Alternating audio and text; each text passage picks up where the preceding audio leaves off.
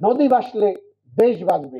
যখনই যে সরকার এসেছে কোনো সরকারের দাবি আদায় করতে পারে না। আমাদেরও নদী বাঁচাও আন্দোলনে একটা অঙ্গীকার থাকা উচিত, কিন্তু আল্লাহ তাআলা তো এত সুন্দর করে পানি দিয়েছেন, এই পানিকে বিষাক্ত আমরা করেছি। আর মাছ কোথা পাবো? নদী তো মরে যাচ্ছে, নদী তো শুকিয়ে যাচ্ছে। তাহলে এই জাতীয় ইস্যুগুলোতে যদি আমরা ঐক্যবদ্ধ থাকতে পারি তাহলে আমরা আমাদের দাবি আদায় করতে পারবো। সারা পৃথিবীতে যদি আপনি ভ্রমণ করেন, সৃষ্টিকর্তা এমনভাবে নদী দিয়ে পৃথিবীকে সাজিয়েছেন, যেটা যদি আমরা গবেষণা করি যে কেন এই নদীটা দিলেন, কেন এই পাহাড়টা দিলেন, আমরা যদি গবেষণা করি তাহলে আমরা অনেক কিছু দেখতে পাব।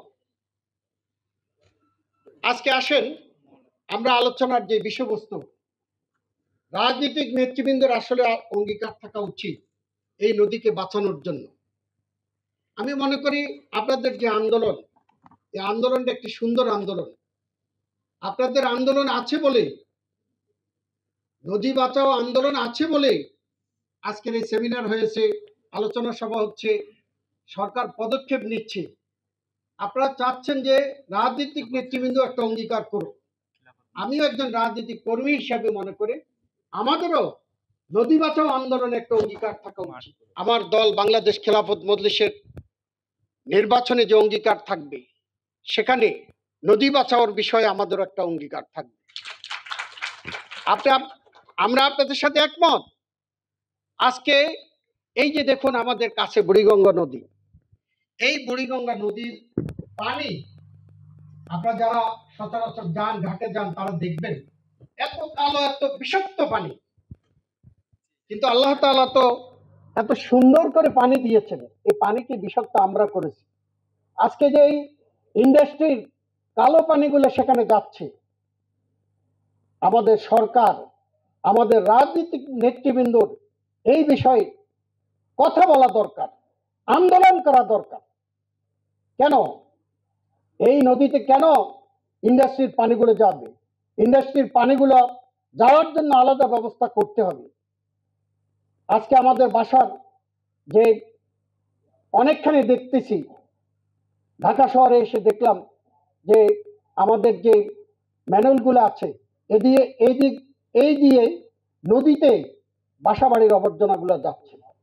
আমি বলতে চাই এটা বন্ধ করতে হবে, নাহলে আমাদের নদীগুলো বাঁচবে না। আমাদের নদীগুলো বাঁচানোর দায়িত্ব আমাদের সকলে। যদি নদী বাঁচে তাহলে নদীতে অনেকগুলো উপকার আছে।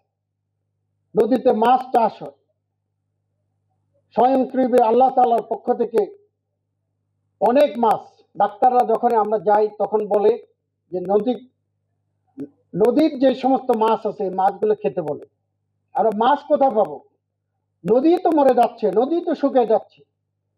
আজকে অত্যন্ত দুঃখের সহিত বলতে হয়, আমাদের পার্শ্ববর্তী রাষ্ট্র ভারত, আমরা তাদের কাছে আশা করেছিলাম তারা আমাদের বন্ধু রাষ্ট্র, তারা আমাদেরকে সহযোগিতা করবে।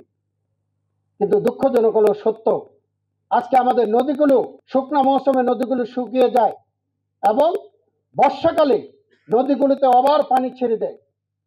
এই যে আচরণ, এই আচরণটা আমরা আমাদের পার্শ্ববর্তী দেশ, বন্ধু দেশ ভারত থেকে আমরা আশা করিনি। আমরা ভারতকে বারবার বলেছি যে আমাদের যতটুকু পানির ন্যায্য হিস্সা আছে আপনি ততটুকুই দেন। কিন্তু দুর্ভাগ্যজনক হলো সত্য, যখনই যে সরকার এসেছে কোনো সরকারের দাবি আদায় করতে পারেনি।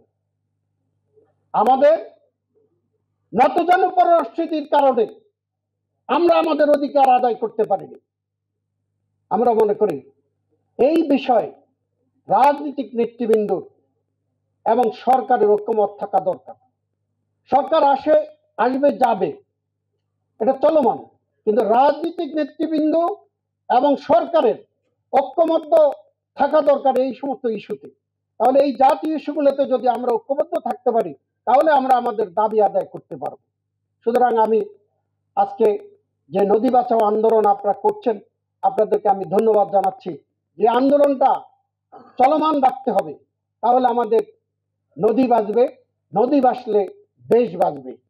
সুতরাং আগামী দিনে এই আন্দোলনে আপনাদের সাথে থাকার প্রতিশ্রুতি দিয়ে আমি আমার সংক্ষিপ্ত বক্তব্য শেষ করছি।